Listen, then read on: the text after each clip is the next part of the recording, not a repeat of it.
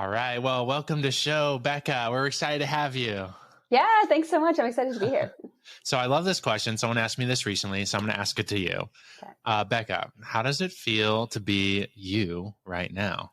That's a great question. Right? It's way better tthan how are you doing? It's really how are you feeling right now? How does it feel to be you? Yeah, it feels like a lot right now. There's a lot going on personally and work stuff. I don't know if that was just everyone I talk to says 2022 was kind of like that. I don't know if everyone just says that every year now since COVID. It's like every year is just kind of a year. But it feels like 2022 was a bit of a year. So yeah, I'm excited for some new year energy and kind of, shifting things a little bit. Yeah, we've heard that a lot in the entrepreneurial circles that 2022 is definitely, there's some shifting. Yeah. And we saw that too, where it was like kind of different than we thought, you know? Mm-hmm. But it almost makes 2023 feel very hopeful, like where it's yes. like, okay, can't be as bad as 2022. So you're like, it's going to be good. So that's awesome. Yeah. You have such a cool history and we'd love to dig into that and like what you do in business. I believe moms listen to the show, female entrepreneurs, like you're gonna have a lot of breakthrough listening to Becca and what she carries, because she really has been one of those ones that has taken the steps of faith and done the unconventional and like lived out of a van and started a business while traveling like the country. Like, I think what you've done is so cool. And what you carries a lot of breakthrough for people who are kind of sensing that about 2023 of like, man, this might be my year to really step out, maybe quit the corporate job, like step into something new. Like you've done that. It sounds like multiple times taking kind of steps of faith. So, I feel like where I wanted to start, the thing that I was really drawn to was, you spent some time before we go into what you do now, but you spent some time counseling adults on the 1-800-SUICIDE line. Yeah. Like, that is so intense, but I feel like probably built something in you that's you still use to this day in coaching. Yeah, it's interesting because if I had to go do it now, I would actually have no idea what what to say. But that was at a period of my life. So I was trying to figure out what I wanted to do. I had sort of finished university, traveled for a bunch of years, and finally was like, okay, should probably get a job soon. And so I was kind of trying a bunch of different things. And I was actually applying to do my master's in counseling psychology. So to go back to school, and had to do some volunteer work. And so that was just really great volunteer work to kind of put on my plate to see if I actually liked the counseling thing. And I didn't end up going the counseling route. But yeah, that was probably 2 years that I did that. And I ended up at the facility here in Vancouver training new trainees who were coming in as well. Yeah, it's funny because I actually forgot about that. It's it was so long ago, and it almost feels like a whole different chapter of my life. But I would say it's not exactly related to what I do now, obviously. But it definitely helped with just learning certain skills, listening skills, empathy, other sort of crisis management skills. Yeah, it would be cool to go back and do it again, actually. It would be interesting to revisit those skills. I know, with your new skill set. I mean, me and Chelsea are big believers in nothing's wasted, and like that season, I mean, what you do, sometimes people might feel like they're dying in a job, right? They might feel like they are stuck and they need a total life pivot. I mean, I'm sure you had some conversations that were life-changing for people, and now you still do that, just in a different way. Very different way. So, I mean, tell us a little bit about your business name. I love the name, like Uncaged. Yeah, that name, it's stuck. It's stuck over the last 12 years. It's funny because when I was starting my business, I actually hired a copywriter, which I did not need to do. And I don't recommend anyone does that when you start your business, when you don't have any money. It wasn't necessary. But we had brainstormed and she kind of came up with this word Uncaged. And I was like, yeah, let's just roll with it. And it's stuck. It stood the test of time. For me, really at the time, that was sort of after the counseling piece, the 1-800-SUICIDE piece. It was deciding not to go back to university. And I was kind of trying to figure out my way. And I was starting a business. And for me, it was always important to be able to continue to have a lifestyle where I could travel or not, or just be able to control those things and not be stuck in like a rigid job where I'd get 2 weeks vacation or anything like that, because that just never worked for me. I'm sure for you too. And so that was, even though my business has shifted, that name is kind of always stuck as like the through line of ultimately what we're creating. Yeah. And what most of the students that I work with too, and the clients that I work with, what they're also seeking, like you said, many of them are coming from corporate jobs and 9 to 5s, or not even, sometimes just having never really figured out what they want to do and had this desire to do something more, but never quite knew what it was. That's powerful. Do you have a story that comes to mind of like a student that really you felt like was really caged and now they're living that uncaged life because of what you've done? I mean, I've had a lot of students who have been in corporate and some of them have come to me when they've quit already. And that's never great, to be honest, because there's a pressure. There's like, I need to make money now. And I'm like, we need to chill. Like, it's not an overnight process. But I've also had, because I know that your audience is mostly moms. I am not a mom, but I've had a lot of students who are moms.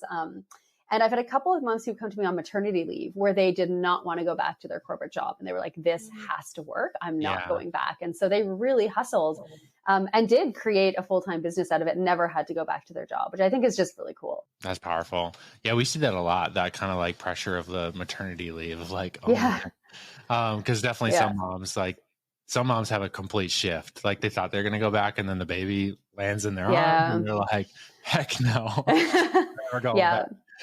So man, it's so powerful. Tell us about like, you're very adventurous, like, and I see it all over Instagram and like rock climbing mountains. Do you feel like you've always been that way, or does that like kind of risk taking element? Like how does risk play an element in even starting a business and stepping into entrepreneurship? That's a really good question, because I chat about this a lot with the coach that I coach within my program. And she's always saying she's very risk avoidant. Like she does not take risks. She's very calculated. And I've always been quite the opposite. I kind of just see something I want and I go for it and I figure out how to make it work as I go. And so I've always been like that. I think that's always been my driving force. And even with starting the business, I just kind of went for it. And not only did you mentioned that I was living in a van. Not only was I like, I'm going to start a business, but I was like, I'm also going to move into a camper van for a year, because if I want to be able to, do this thing, I might as well go all in and like make it happen and see how it works. So don't recommend necessarily doing the two at the same time. It wasn't easy, but it does. I do think having a high tolerance for risk has helped me in business, because it's been easy for me to just kind of throw things out there and see what works and like not get too stuck if something doesn't work. You mentioned that risk taking and like going for something, it sounds like you've always been very like driven in your life, which I think that some people like Steven definitely was a risk taker like from the beginning. And I feel like over time, I've worked like my entrepreneur muscle, and of course we've built trust in our business, especially, business with your spouse or business partner. But for me, it's been like learned. And so I would love to know, since you are naturally wired that way, which is absolutely incredible, what are some things in coaching women to get to that place of like, I have to make this work, or jumping out and saying like, I'm not going to let fear hold me back any longer. Do you have any like steps or things that you like start people at that you feel like will carry them through in their entrepreneurship venture? Yeah, I think this is more mindset work. So the coach that works with me in the program that I was just talking about, her name's Erin. She does all the mindset work and I do the strategy, but I've learned a lot from her. So I can share some of what she often coaches our students through. Because a lot of it, when there's fear, is, most of my students and anyone kind of jumping into this journey, it's like this big thing where it's like, I need to start a business, or I need to quit my job, or it's like this massive, massive thing. And so we make it too big almost. And so she's really good at helping break things down into really, really small steps and figuring out like, what's the actual next thing I need to do? And then if there's still fear in that one little step, then looking at breaking down the fear a little bit. So often it's like, what are people going to think, right? Like, oh, I had this corporate job and now I'm going off to become a Reiki healer or whatever. So what are people going to think? And so getting really, really specific with who are we worried about is going to think something. Like, because what are people going to think is sort of broad, but most of the times people have one person in mind, or where they're like, it's my mom, she's going to judge me, or it's my ex-boyfriend. Like they're going to see me on Instagram and think I'm stupid, or there's like one or two people usually that we can break it down to. So a lot of the mindset work that Erin does with people in this boat are like really breaking things down to get really specific about what they're actually worried about. And then questioning that, like, is that actually true? Is your mom going to think you're an idiot? And if she does it matter? And kind of working with that so that you can get people to take the next little step and then see that, like, even if that thing they were worried about happened, because sometimes it does, it's not a big deal. And most likely it didn't even happen. And just continuing in that really small steps, because it can feel huge to be like, I'm starting a business. Like that's, a multi-year process sometimes. Totally. Yeah. We see that a lot, I think, in our community too. Like there's like a hesitancy or fear of even telling people I'm Yeah. doing this new thing. And I Hmm. mean, I know you really specialize in branding too and helping people put that message out there.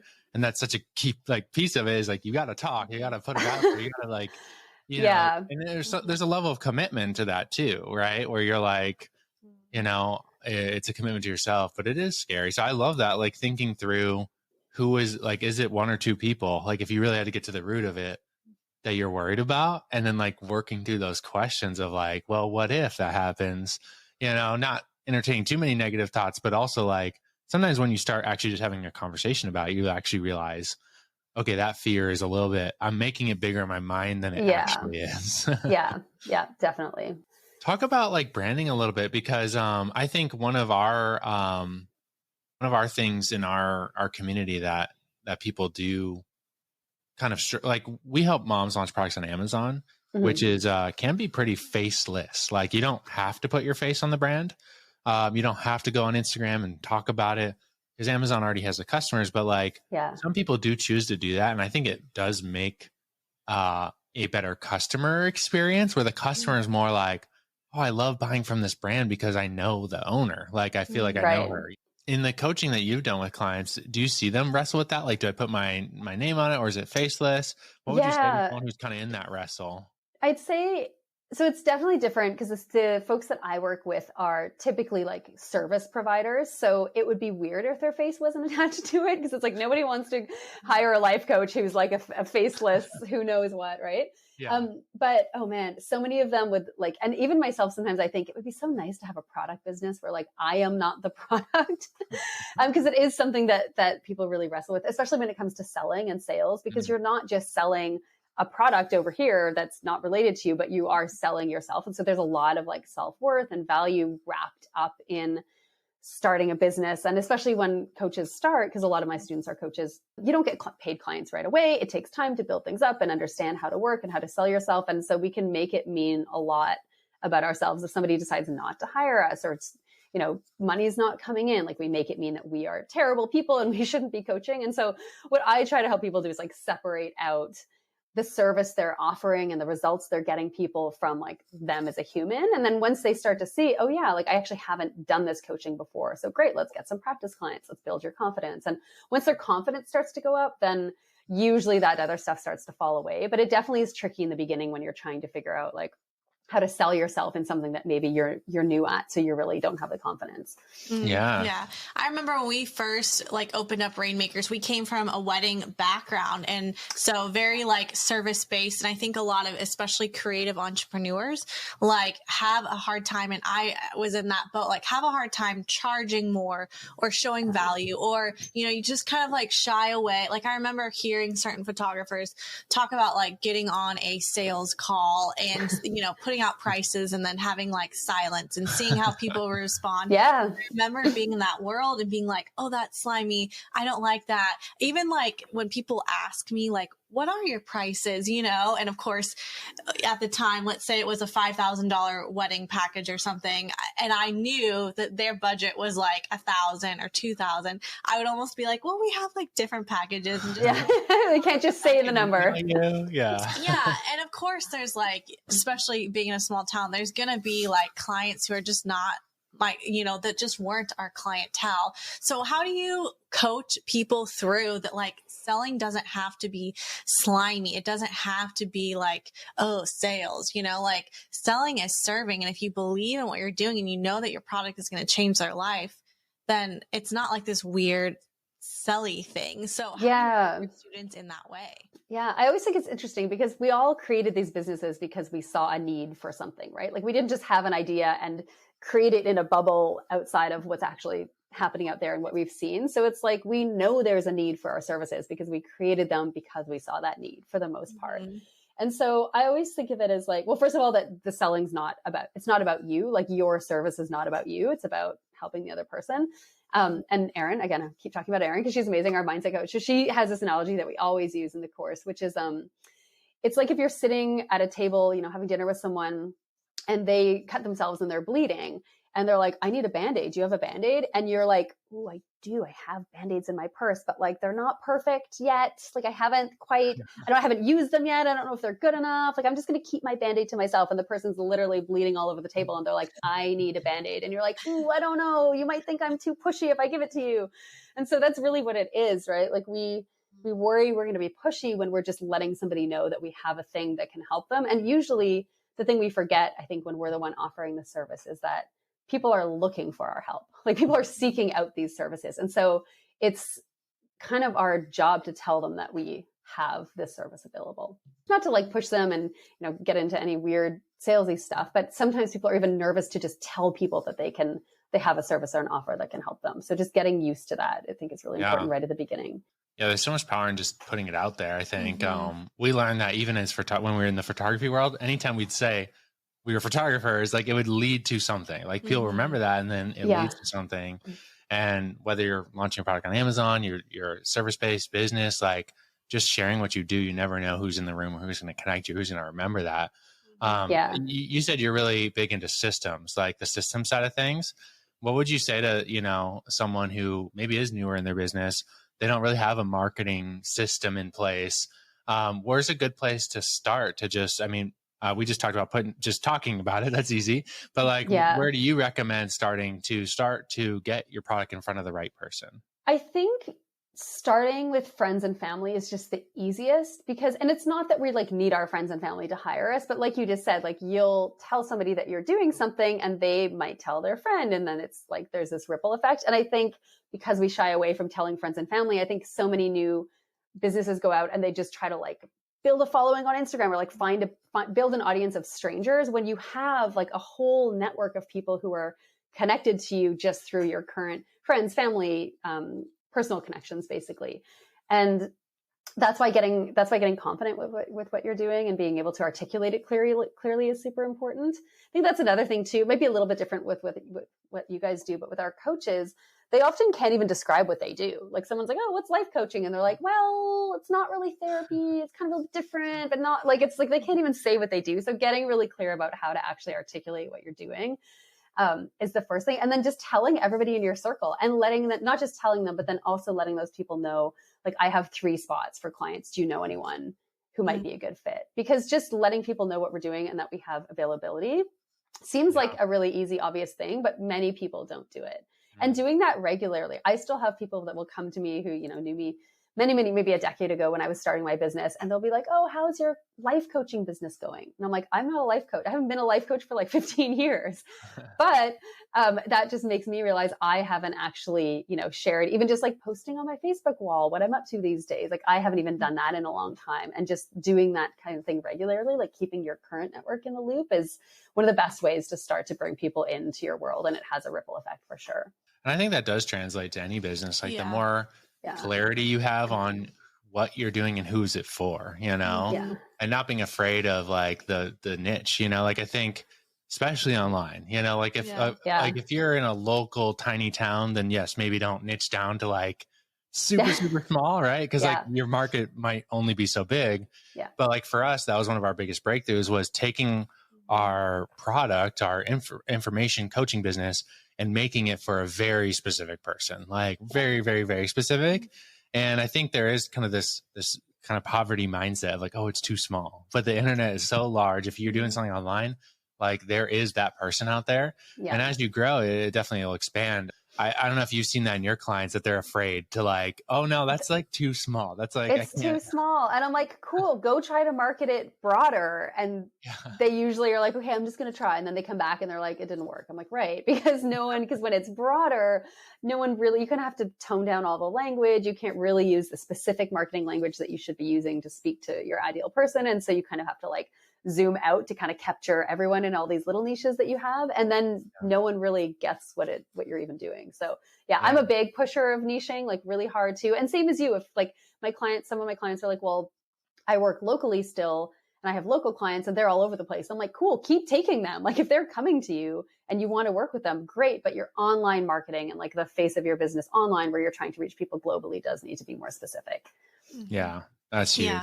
There's so much power. I love how you said, social media with Facebook and Instagram, I mean, you can pay for ads and all that, but there really is so much power of just like updating people about your life and what you're doing. I mean, we've seen this in every single business. In our wedding business, I remember constantly getting like emails from brides who were like, I followed you from the beginning. Cool. And like they weren't engaged 3 years ago, but now they are, and they're ready to invest. And those are like raving fans. And same thing with Rainmakers now.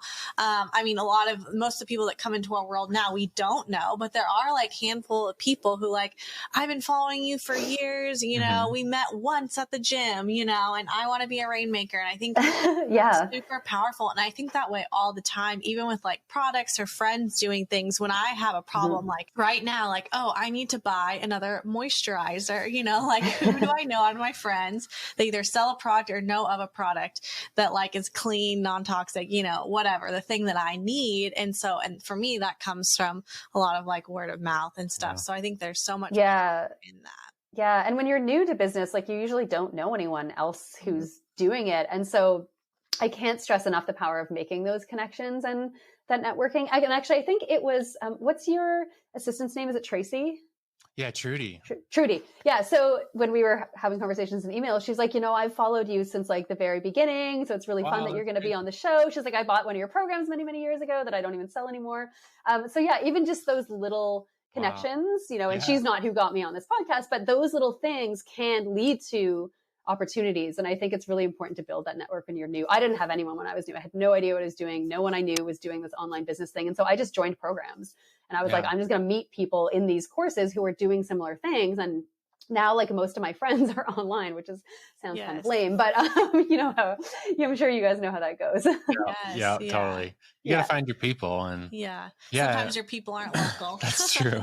Yes. I live in a small town. So we can see the power of a simple Facebook post or just updating your Instagram. Like we try to not preach the hustle gospel too much, you know, like where it's like, oh, hey, post on Instagram 1,000 times a day, you know, like, but even just here and there updating your Facebook, like I'm even you saying that, like, I think if you polled my Facebook friends, I don't know, half of them might get what we do and half of them might not, you know?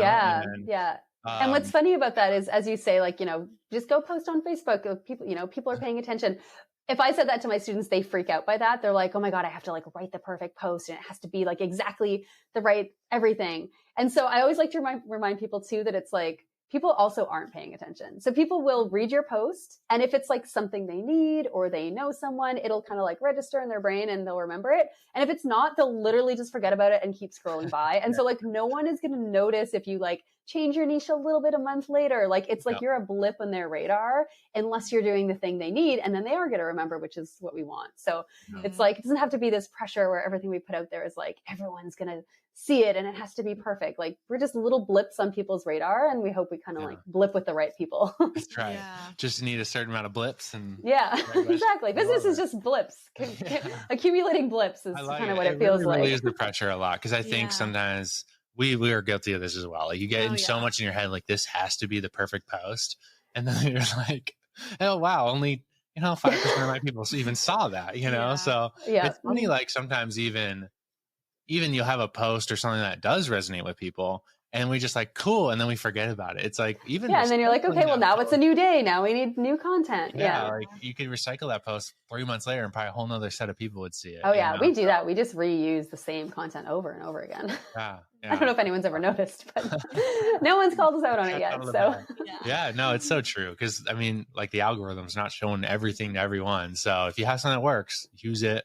I mean, you see people do that on TikTok, right? They find kind of a thing that works, and then that just kind of becomes their thing. There was like a family I followed where, I forget, the dad would become a velociraptor in the kitchen, and like he would just start smashing stuff. And it was funny the first time, but then if you actually follow them, it's like every video is that same formula, but they're going viral because every video is being seen by someone new, of a different situation. And like, it's like, hey, if that works, be the velociraptor guy, right? Yeah. It's so funny. So that's fun.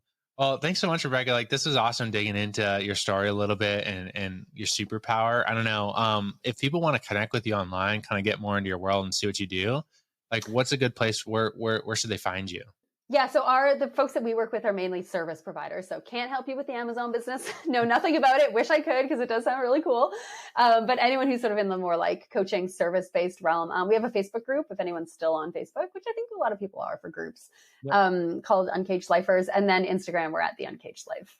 Cool. The Awesome. Uncaged Life and Uncaged Lifers on Facebook. Yeah. I love that name. I mean, when we were, again, looking over stuff and talking about this, like Uncaged, like I just see so much like freedom, like you are just speaking so much like freedom into people's lives of like what truly like actually is possible. And I think I just feel so excited for 2023 and for this next year. Whenever you're listening to this, if you're listening to this and we're at the end of 2023, it still applies. Yeah. I feel like so much excitement like in my spirit about what is to come. And I think that you're a big part of just like setting people free and letting them like really chase after things and not just have it be a hope and a wish and a prayer. It's like, no, here's your dream, but also like here are the steps to like get you there. So I feel like we're in that time too, like I feel like COVID shifted for people and now we're sort of in the action phase of like people kind of being at home and figuring out what the next thing, or now people are like getting their butts into action. Yeah, that's awesome. So good. And if you're not, it's time. COVID was 2 years ago. We got to get moving. Let's go. Absolutely, for sure. Awesome. Yeah. Well, thank you so much for being on. What an honor to talk with you today. Thank you. Thanks so much. Thank you for listening to another episode of the Rainmaker Family Show. Hey, if you are not a part of our Rainmaker Mastermind, we have a new opportunity for you to book a one-on-one strategy call with one of our Rainmaker coaches. If you want to get a call with them, see if it's a good fit for you to work with us to build a business that allows you to have time freedom and financial freedom, you can get that call at makeItRainMama.com/podcast. That's makeItRainMama, MOMMA.com/podcast.